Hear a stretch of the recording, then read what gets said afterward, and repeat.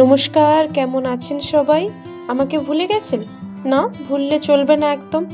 চলুন আপনাদেরকে কয়েকদিন পেছনে নিয়ে যাই। দিনটা এটি ছিল বিশেষ একটি দিন, 31শে আগস্ট, রাধা অষ্টমী।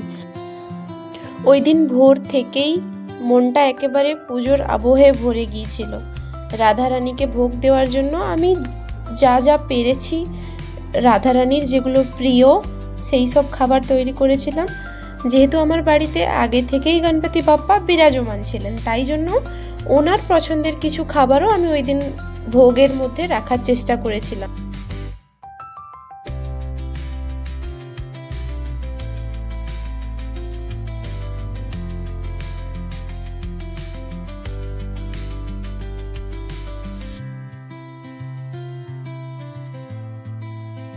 তাই আমি আগে থেকেই সব কিছু কেটে বেটে রেডি করে নিয়েছিলাম, কারণ আমি যেহেতু একা হাতে করব। এরই মধ্যে একবার মেয়ে উঠে পড়লো। তারপরে এই গোলাপ জামুনগুলো একটু লাল লাল করে ভেজে নিয়েছিলাম। ভেজে ওটা আমি চাশনিতে ডুবিয়ে দিয়েছিলাম। চাশনিটাও আমি সাথে সাথেই বসিয়ে রেখেছিলাম পাশে।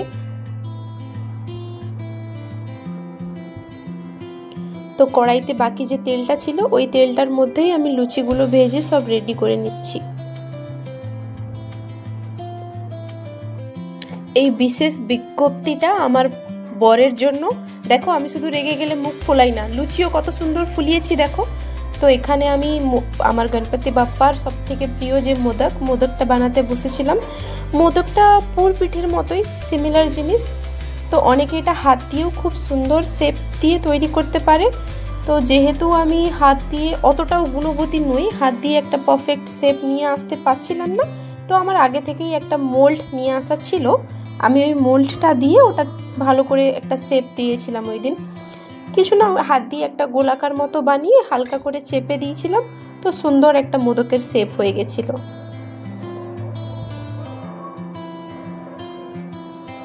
তারপরে ওটাকে হালকা জল দিয়ে স্টিম করে নিয়েছিলাম, নর্মালি যেরকম বাড়িতে অনেকের পুর পিঠা বানাই আমরা যারা।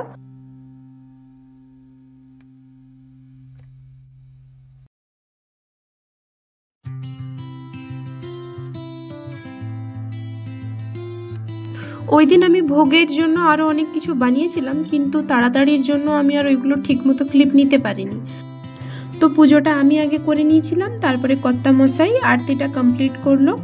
আমরা ভোগ টোকগুলো সাজিয়ে নিয়েছিলাম আগে। এই যে আমার দুষ্টু রাধারানী, ইনার দুষ্টুমির কোনো শেষ নেই।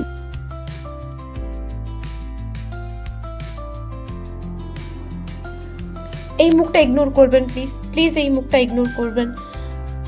সেই দিনের কিছু সুন্দর মুহূর্ত আজ আপনাদের সঙ্গে ভাগ করে নিচ্ছি। সবাই ভালো থাকবেন, জানাবেন কেমন হয়েছে ভিডিওটা আমার।